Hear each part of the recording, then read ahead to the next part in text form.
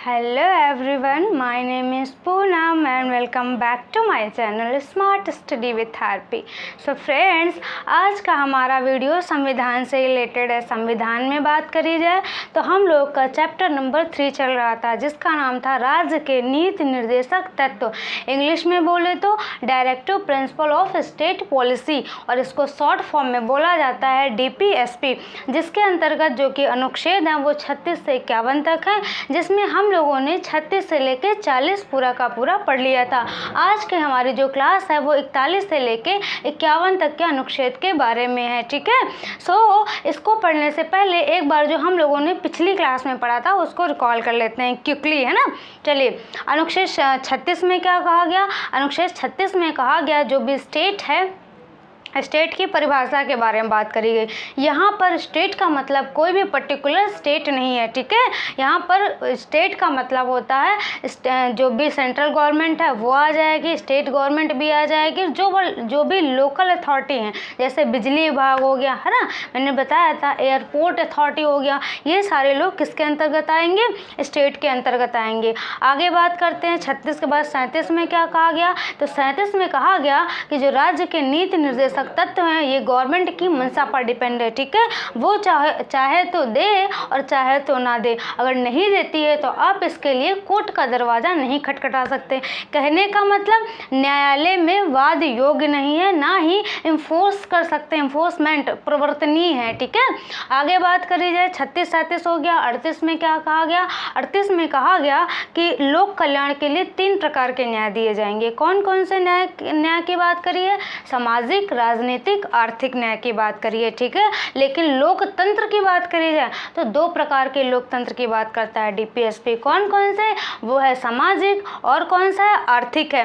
और जब न्याय की बात आ जाए तो न्याय 3 प्रकार की बात करता है। कौन कौन से? सामाजिक, आर्थिक, साथ में राजनीतिक न्याय भी मिलना चाहिए। ठीक है, आगे बात करी जाए 36 हो गया, 37 हो गया, 38 हो गया। अब 39 में क्या कहा गया है? 39 में कहा गया है समान कार्य के लिए समान वेतन, वो भी स्त्री और पुरुष की बात करी गई यहाँ पे। ठीक है, 39 के बाद 39 का भी है, जिसमें क्या कहा गया है? तो 39 के का में कहा गया है निःशुल्क विधिक सहायता, यानी फ्री में आपको कानूनी सहायता दी जाएगी। ठीक है, दी जाती है तो ठीक है, और नहीं दी जाती है तो क्या कर सकते हैं? कुछ नहीं, है ना। आगे बात करते हैं अनुच्छेद 40 में क्या कहा गया? अनुच्छेद 40 में कहा गया है ग्राम पंचायतों का गठन। ठीक है, और ये क्वेश्चन ग्राम पंचायतों का गठन ये भी पूछा गया है, और ये क्वेश्चन पूछा गया था कि जो सामाजिक और आर्थिक लोकतंत्र की बात कौन करता है? मौलिक अधिकार, इसके ऑप्शन थे, मौलिक अधिकार करता है, राज्य के नीति निर्देशक तत्व करते हैं, या फिर मौलिक कर्तव्य, या इनमें से कोई नहीं। ये एज इट इज क्वेश्चन पूछा गया था पिछले बार पेट में। ठीक है, अब हम बात करते हैं आगे अनुच्छेद के बारे में। 40 तक की बात हो गई, 41 से लेके 51 तक के आज सारे के सारे अनुच्छेद पढ़ेंगे। ठीक है, सो स्टार्ट करते हैं। सबसे पहला अनुच्छेद, अनुच्छेद 41। अनुच्छेद 41 में कहा गया है कि कुछ कंडीशन में सरकार आपको सहायता करेगी। जैसे कौन कौन सी कंडीशन होगी? जैसे विधवा पेंशन हो गया, है ना, और वृद्धा पेंशन हो गया, उसमें करेगी सरकार आपको हेल्प। ठीक है, जो विकलांग लोग हैं उनको साइकिल वगैरह देना देखा होगा आपने, दी जाती हैं। लेकिन यदि आपको पेंशन ना दी जाए, है ना, तो आप क्या कर सकते हैं? कुछ नहीं कर सकते, है ना। पीछे कहीं पर कॉपी में नोट कर लीजिए, यदि आपको जो भी अनुच्छेद 36 से लेकर 51 तक की बातें कही गई हैं, यदि आपको गवर्नमेंट ना दे तो आप क्या कर सकते हैं? पीछे कॉपी में लिखिए, कुछ नहीं कर सकते, है ना। सो बात करते हैं अनुच्छेद 41 की, हम बता रहे थे। ठीक है, जैसे आपने देखा होगा जब अखिलेश की सरकार थी तो 500 रुपये पर मंथ दिया जाता था वृद्धा पेंशन के रूप में, लेकिन जैसे योगी की सरकार आई सारी चीज़ें बंद हो गई। क्या कुछ कर पाया? कुछ भी नहीं कर पाया। क्यों? क्योंकि ये बात DPSP में कही गई, और DPSP यानी राज्य के नीति निर्देशक तत्वों के अंतर्गत है, और इसका मतलब क्या हुआ? हम इन्फोर्स नहीं कर सकते, है ना, इसके लिए हम सुप्रीम कोर्ट नहीं जा सकते। ठीक है, आगे बात करते हैं अनुच्छेद 42 में क्या कहा गया? अनुच्छेद 42 में कहा गया है न्याय संगत मनोचित दशा और प्रसूति सहायता। अब इसको समझते हैं। देखिए, न्याय संगत और मनोचित दशा का मतलब क्या होता है? न्याय संगत का मतलब होता है जो जिस कार्य के लायक है आप उसको वो कार्य दीजिए, है ना। मनोचित दशा मतलब उसकी मन की उचित दशा के अकॉर्डिंग। अब देखिए इसको समझते हैं। सपोज मान लीजिए कोई भी मजदूर है जो कि फिजिकली वर्क कर रहा है, ठीक है, और उसको बॉडी रिलेटेड कोई प्रॉब्लम हो जाती है। सपोज मान लीजिए उसको टाइफाइड हो गया। अब हम उसको टाइफाइड हो गया, फिजिकली वर्क करना है। अब हम क्या कह रहे हैं कि नहीं, तुम्हें टाइफाइड हो चाहे जो कुछ हो, तुम्हें काम यही करना पड़ेगा। तो ये तो ठीक नहीं है ना। यहाँ पर कहा गया अनुच्छेद 42 में कि यदि कोई भी व्यक्ति है ना, उसके मन की जो दशा है वो ठीक नहीं है, तो उसके मन की दशा के अकॉर्डिंग आप क्या करें, उसे उसके लायक काम दें और साथ में उसकी सैलरी भी ना काटे, ताकि वो काम भी कर सके और उस अच्छे से ठीक भी हो जाए, है ना। आगे किसकी बात ये समझ में आ गया, न्याय संगत मनोचित दशा का मतलब। आगे बात करते हैं, ठीक है। देखिए प्रसूति सहायता, यहाँ पर प्रसूति सहायता की बात कही गई है। प्रसूति सहायता का मतलब क्या होता है, देखिए जो अनुच्छेद 42 है ना, वो किसको मेनली ध्यान में रखकर बनाया गया, तो फीमेल को ध्यान में रखकर बनाया गया, ठीक है। इसमें कहा गया है कि जो भी गर्भवती स्त्री है ना, उनको जिस दिन डिलीवरी होनी है उस दिन से 3 महीना पहले छुट्टी देनी होगी और उसके बाद 3 महीना बाद भी, यानी जो छठुआ है ना, वो जब पैदा होगा जिस दिन, उस दिन से अब देखा जाए प्रेजेंट टाइम पे तो सारी चीज़ें पता चल ही जाती हैं, डॉक्टर वगैरह बता ही देते हैं कि हाँ ये बच्चा इस महीने में और इतनी डेट तक हो सकता है ना।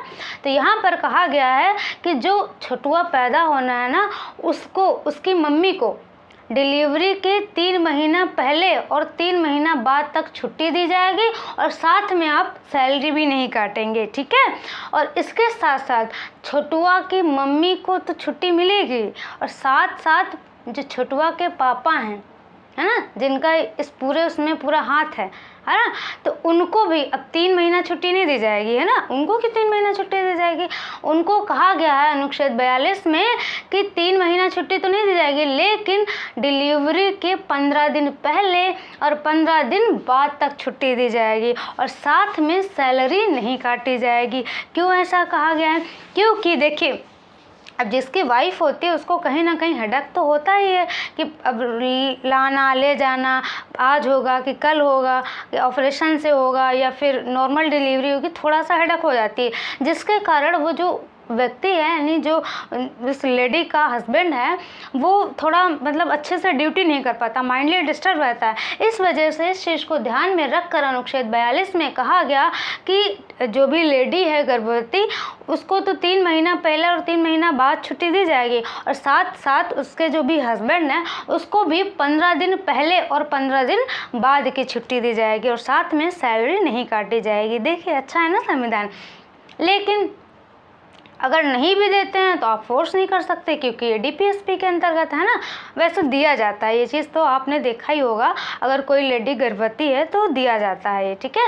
अब देखिए जैसे ही 15 दिन बीते तो पप्पा श्री तो ड्यूटी चले जाएंगे, ठीक है, पप्पा श्री ड्यूटी जाने लगेंगे और जैसे ही 3 महीना बीते तो मम्मा जी यानी छठुआ की जो मम्मा है वो भी अपना झुंझुना लेके चलो बच्चा ड्यूटी करते हैं, है ना।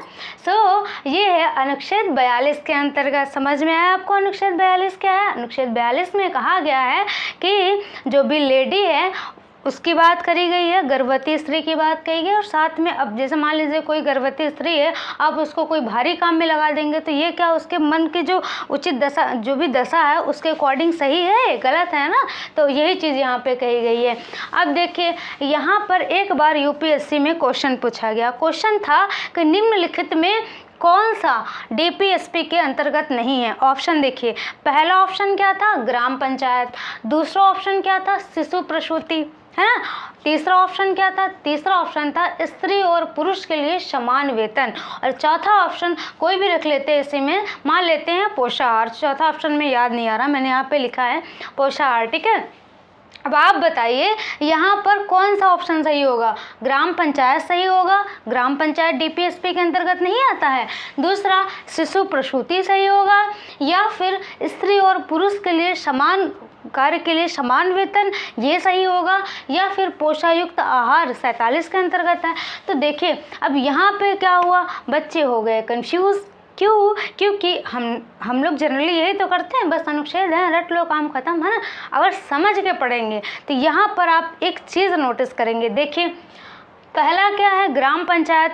ग्राम पंचायत डीपीएसपी के अंतर्गत अनुच्छेद 40 में मैंने पूरी तरीके से बताया कि भीमराव अम्बेडकर और गांधी जी में काफ़ी बहस हुई थी, उसके बाद इसे डीपीएसपी में रखा गया, है ना, ये मैंने बताया था।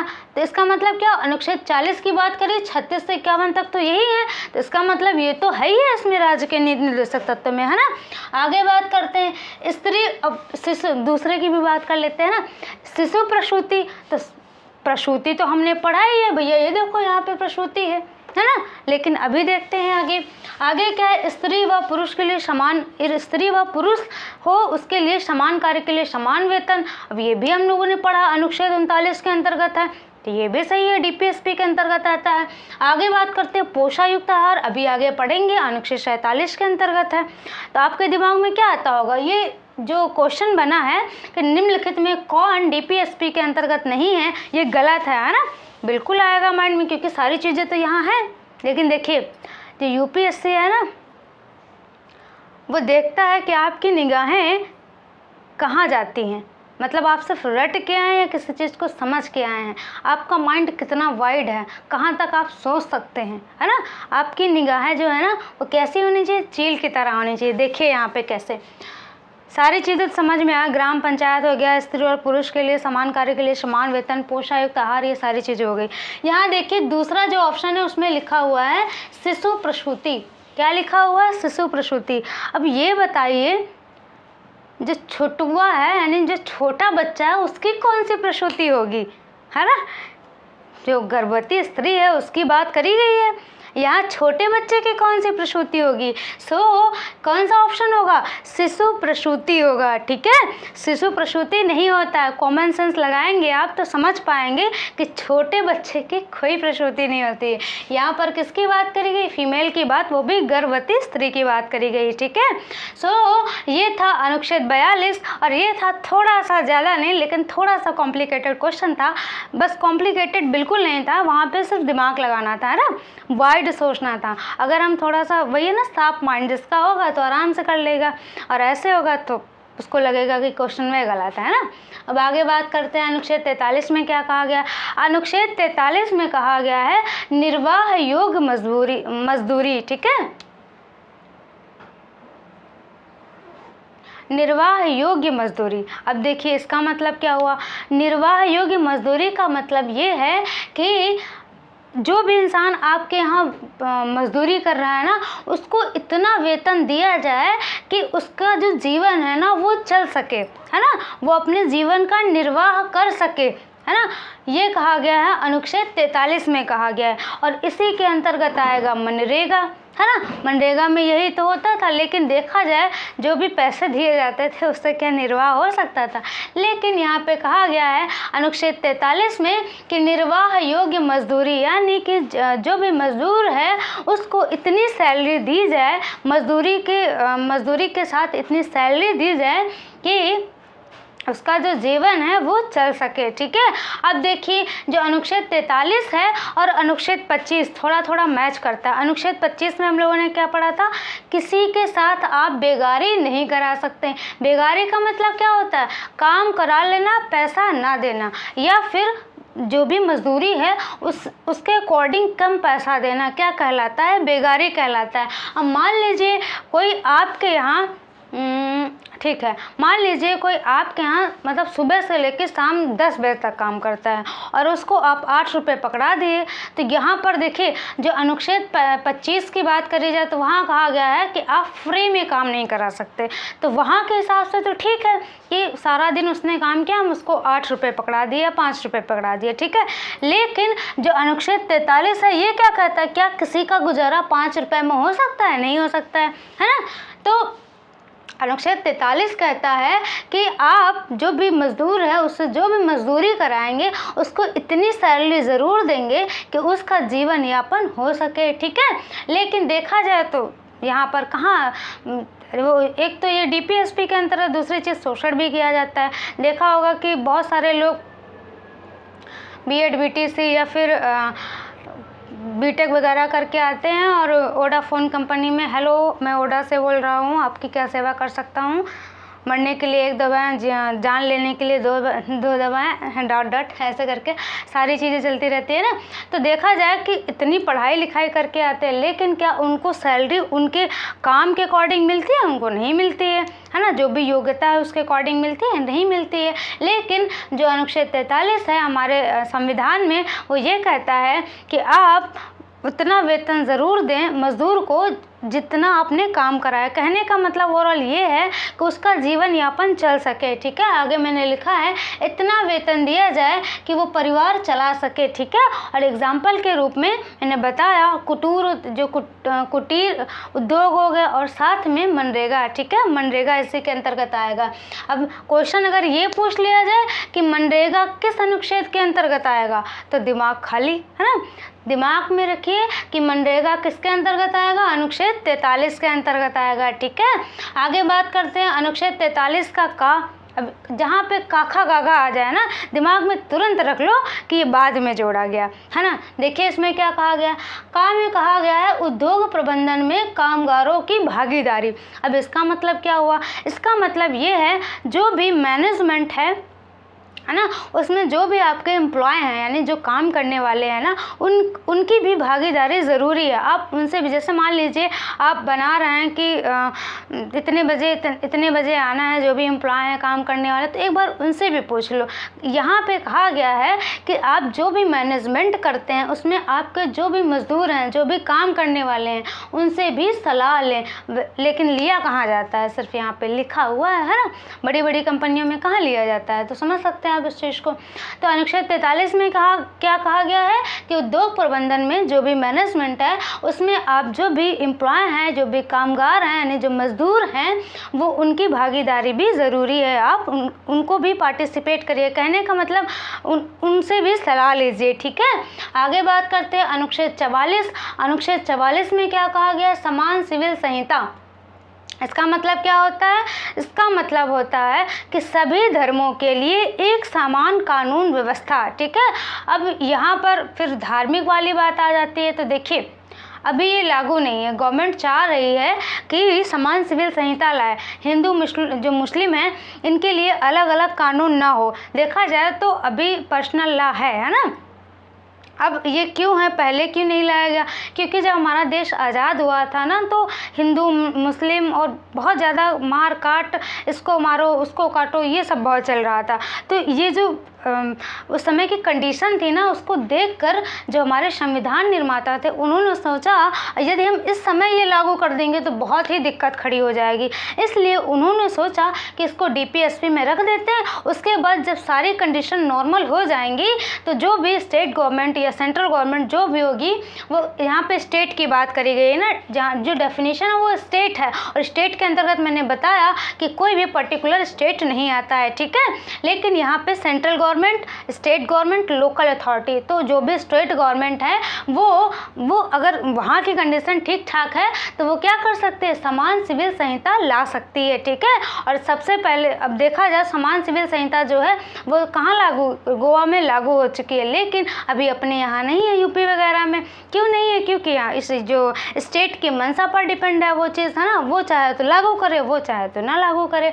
देखिए यहाँ पर कानून व्यवस्था की बात करें, यहाँ पर यह भी कहा गया है कि जो भी धर्म है ना, उनके रीति रिवाजों में सुप्रीम कोर्ट ने कहा कि उनके जो रीति रिवाज हैं उसमें कोई छेड़छाड़ नहीं होगा। लेकिन कुछ ऐसे कानून बना दिए जाएंगे जो कि हिंदुस्तान के सभी धर्म के लोग उसको फॉलो करेंगे।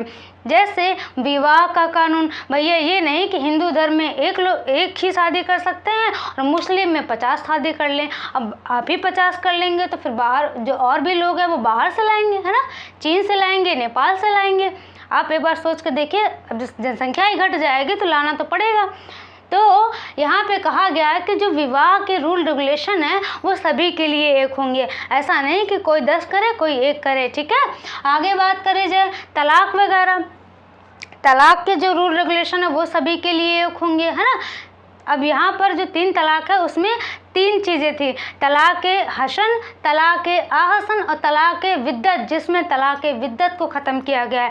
पूरी तरीके से तलाक़ को नहीं ख़त्म किया गया। अब यहाँ पर आप ये नहीं कह सकते कि हमारी ये धार्मिक स्वतंत्रता है। अनुच्छेद 25 कहता है कि व्यक्तिगत स्वतंत्रता है, हमें ये नहीं हटाया जा सकता। आप एक बार ध्यान से अनुच्छेद 13 पढ़िए। अनुच्छेद 13 क्या कहता है? अल्पीकरण की बात करता है। वो कहता है कोई भी ऐसा कानून लीगल ही नहीं रहेगा जो प्रेजेंट टाइम के जो भी मौलिक अधिकार हैं, यदि उनको डिस्टर्ब कर रहा है, उनका हनन कर रहा है, ठीक है, तो उसको क्या कर दिया जाएगा? समाप्त कर दिया जाएगा। हम कहने का मतलब ओवरऑल हमने ये देखा संविधान में छूट दी गई है, लेकिन लिमिटेड है भैया। अगर कोई चीज़ ओवर हुई तो वहीं दब गई, है ना, ये चीज़ है। लेकिन ये अच्छी बात है, कोई चीज़ हद से ज़्यादा नहीं होनी चाहिए, ठीक है। आगे बात करते हैं, जैसे तलाक की बात हो गई, आगे वो गोद लेने की जो शर्तें हैं वो भी समान होंगी। अब गोद लेने के भी रूल रेगुलेशन है, ठीक है। ऐसा नहीं कि आप 24 साल के हों और 21 साल की लड़की को गोद ले लिए, तब तो चौपट ही कर देंगे, है ना। तो यहाँ पर रूल क्या है? रूल ये है कि आप अगर गोद लेना चाहते हैं तो अपने से 21 साल छोटे, चाहे वो लड़की हो चाहे लड़का हो, उसको आप गोद लेंगे, है ना। ये नहीं मैंने बताया कि 24 के हैं तो 21 के लड़की को गोद ले लें और सारा चौपट कर दें, है ना। तो ये है यहाँ पे रूल रेगुलेशन। समझ में आया? 44 का मतलब क्या हुआ? समान सिविल संहिता। सुप्रीम कोर्ट कहता है कि आपके रीति रिवाजों में कोई छेड़छाड़ नहीं करी जाएगी, लेकिन कुछ ऐसे नियम कानून बना दिए जाएंगे जिनको सभी को फॉलो करना पड़ेगा, वो चाहे किसी भी धर्म से हो, ठीक है। आगे बात करते हैं अनुच्छेद 45 में। अनुच्छेद 45 में क्या बात करी गई? देखिए, अनुच्छेद 45 में कहा गया है कि 6 से 14 वर्ष के जो बच्चे हैं उनके लिए निःशुल्क शिक्षा व्यवस्था, है ना, फ्री में एजुकेशन दी जाएगी, है ना। अब पहले क्या था, जब संविधान हमारा बना था तो उसको कहाँ डाल दिया गया था? डीपीएसपी में। क्यों डाला गया था? क्योंकि जब हमारा देश आज़ाद हुआ था तो हमारे पास इतने पैसे नहीं थे कि हम सभी को निःशुल्क शिक्षा व्यवस्था दे सके, है ना। इसको क्या किया गया? अनुच्छेद 45 में डाला गया और कहा गया कि जिस स्टेट के पास सारी सुविधाएं हो जाएंगी, मतलब सारे देखा जाए कि जिस स्टेट के पास सारी सुविधाएं हो जाएंगी, पैसा वगैरह ठीक ठाक हो जाएगा, तो वो इसको लागू कर देगा। देखिए, अब यहाँ पर क्या कहा गया है? 6 से 14 वर्ष जो बच्चे हैं उनके लिए निःशुल्क शिक्षा व्यवस्था, ठीक है, फ्री एजुकेशन। ये क्यों कहा गया है? ताकि जो भी गरीब लोग हैं, जो भी बहुत गरीब हैं, जो अफोर्ड नहीं करते हैं कि बड़े बड़े उसमें जा सकें, तो वो अनपढ़ ना रह जाएं, है ना। कम से कम वो अपना नाम गिरां तो लिखा जान जाए, है ना। इसीलिए कहा गया है कि जो 6 से 14 वर्ष के बच्चे हैं उनको फ्री एजुकेशन दी जाए, ठीक है। अब ये प्राथमिक शिक्षा की यहाँ बात करी गई है। अब आप सोचिए, जो 6 से 14 वर्ष के बच्चे हैं, क्या उनको बीटेक में एडमिशन दिया जाएगा? खुद ही सोचिए, है ना। तो ये प्राइमरी एजुकेशन की बात करी गई यहाँ पे, ठीक है। अब देखिए आगे क्या कहा गया है? आगे कहा गया है कि जो 6 से 14 वर्ष के बच्चे हैं उनको तो फ्री एजुकेशन दी जाएगी। दूसरी चीज़, ये राज्य सरकार की यहाँ पर क्या है? राज्य सरकार जो है उसकी मंशा पर सारी चीज़ें डिपेंड है। अभी आगे और कुछ बताने वाले हैं। देखिए, इसमें क्या 6 से 14 वर्ष तक की बात होगी, लेकिन जो अभी पैदा हुआ है, ठीक है, जो छोटा सा, मतलब 0 से 6 वर्ष के, यहाँ तो 6 से 14 वर्ष की बात कही गई है। जो अभी पैदा हुआ है, यानी जो 0 वर्ष का है ना, जो 0 से 6 वर्ष के अंतर्गत है, मतलब 0 से 6 वर्ष के बीच है, 3, 4, 5, फ्री एजुकेशन तो दी ही जाएगी। साथ में जो 0 से 6 वर्ष के बीच में है उनके लिए हेल्थ की व्यवस्था भी कौन करेगी? गवर्नमेंट करेगी, ठीक है। अब देखा ही होगा आपने, पोलियो के टीके वगैरह लगाए जाते हैं, फ्री में लगाए जाते हैं ना। वो सारे हज़ारों के आते हैं इंजेक्शन, लेकिन लगाए जाते हैं क्योंकि ये गवर्नमेंट का कर्तव्य है, ठीक है। अब देखिए, जो ये अनुच्छेद 45 में बात कही गई है ना, इसको हम देखा जाए तो फोर्स तभी कर सकते हैं ना, लागू तभी कर सकते हैं जब इसको यहाँ से हटाएंगे ना, वरना ये तो सरकार के ऊपर डिपेंड है, वो चाहे तो दे चाहे तो ना दे।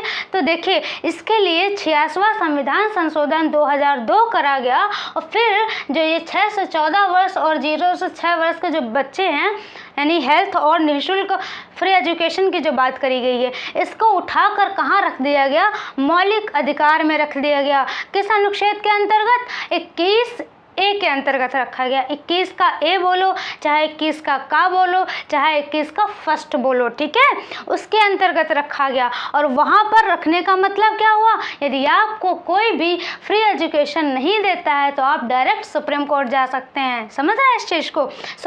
यहाँ पर अगर कोई चीज़ है तो आप सुप्रीम कोर्ट नहीं जा सकते, झुंझुना बजाएं, है ना। और अगर यहाँ से उठ के मौलिक अधिकार में पहुँच गई तो ठाट के साथ आप सुप्रीम कोर्ट जा सकते हैं, ठीक है। समझ रहे हैं आप इस चीज़ को? 86वां संविधान संशोधन हुआ 2002 में और इस चीज़ को उठा के कहाँ रख दिया गया? तो रखा गया मौलिक अधिकार में अनुच्छेद 21 का के अंतर्गत, ठीक है। अब आगे बात करते हैं, देखिए आगे बात करते हैं अनुच्छेद 46 में क्या कहा गया? तो अनुच्छेद 46 में कहा गया SC ST और OBC के लिए विशेष आरक्षण, ठीक है। यानी कि अब आरक्षण आप समझ ही रहे होंगे, है ना। अब आरक्षण का मतलब ये नहीं होता है कि किसी को बढ़ावा देना, ठीक है। आरक्षण का मतलब होता है जो भी नीचे समाज रह गया है और जो भी ऊपर है, ठीक है, दोनों को बराबर लाना, ठीक है। अब यहाँ पे थोड़ी सी प्रॉब्लम हो जाती है। मान लीजिए कोई SC या ST कैटेगरी का है और वो DM बन जाता है, उसके बावजूद भी उसके बच्चे को छूट दी जाती है, तो थोड़ा यहाँ सोचने वाली बात है ना। देखा जाए जो आरक्षण है वो जाति के आधार पे ना हो, वो किसके आधार पे हो? अर्थ के आधार पे हो, है ना। जो भी आर्थिक व्यवस्था है उसके अकॉर्डिंग होनी चाहिए, है ना। लेकिन मेन प्रॉब्लम तो जाति वाली है।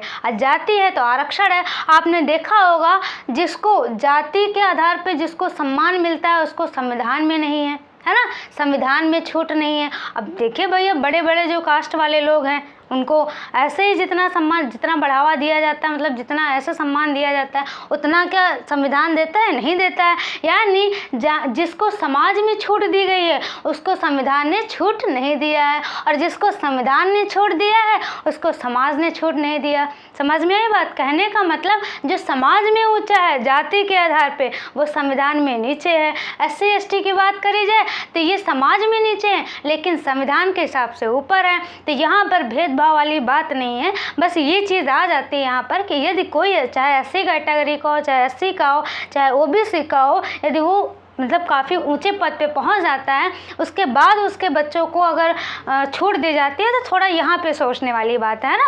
और देखा जाए तो ये चीज़ सही है। क्यों? क्योंकि संविधान मानता है कि ये एक प्रकार का पॉजिटिव डिस्क्रिमिनेशन है, ठीक है, सकारात्मक भेदभाव है। डिस्क्रिमिनेशन का मतलब क्या हुआ? सकारात्मक भेदभाव है ना। ये किसी को नीचे नहीं गिराता ना किसी को रोकता है। ये कहता है जो नीचे जो ऊपर है उनको कोई बढ़ने से नहीं रोक रहा, आप बढ़िए खूब बढ़िए, ठीक है। लेकिन जो नीचे समाज रह गया है जो भी नीचे वर्ग रह गया उसको उठा के बराबर लाए ताकि समाज में जो ऊंच नीच की भावना है, गरीबी अमीरी इसकी भावना है, ये ना रहे, ठीक है, भेदभाव ना रहे, समाज एक जैसा हो, यानी एक बेहतर समाज एक बेहतर देश का निर्माण हो सके। समझ पा रहे हैं आप इस चीज़ को? ठीक है। ये है अनुच्छेद 46 में क्या कहा गया है? SC ST OBC के लिए विशेष आरक्षण की बात कही गई।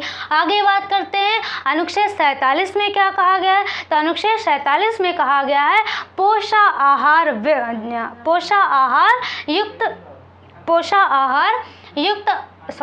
सरकार पोषायुक्त आहार देगी, ठीक है। पोषाहार युक्त बोल रहे हैं, चलिए कोई नहीं, वो हो जाता है कभी कभी लैंग्वेज थोड़ा इधर उधर। देखिए 47 में कहा गया है सरकार आपको पोषायुक्त आहार देगी, यानी पोषण से युक्त भोजन उपलब्ध कराएगी। आहार मतलब न्यूट्रिशन, ठीक है, भोजन उपलब्ध कराएगी। इसके अंतर्गत आ जाता है mid day meal. Mid day meal में देखा होगा भैया खिचड़ी बनती है, किसी दिन कढ़ी बनती है, किसी दिन क्या बनता है, किसी दिन क्या बनता है।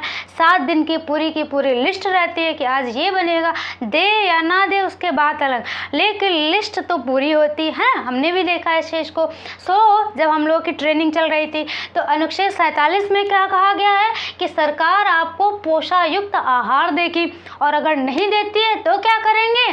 कुछ नहीं करेंगे, है ना। उसकी मंशा के ऊपर डिपेंड है। अगर उसके पास पर्याप्त पैसे वगैरह सारी चीज़ें हैं, जो भी संसाधन हैं उपलब्ध हैं, तो आपको ये चीज़ उपलब्ध कराएगी, और नहीं है तो नहीं कराएगी, आप कुछ नहीं कर सकते। ठीक है, आगे बात करी जाए। आगे कहा गया है जो भी नशीली दवाएं हैं और शराब वगैरह हैं, इसमें प्रतिबंध लगाया जाएगा। ठीक है, अब देखिए जैसे बिहार की बात करें तो वहाँ पर शराब पे प्रतिबंध लगाया गया है, लेकिन अपने यूपी की बात करें, अदर जो भी स्टेट है वहाँ पे नहीं लगाया गया, है ना।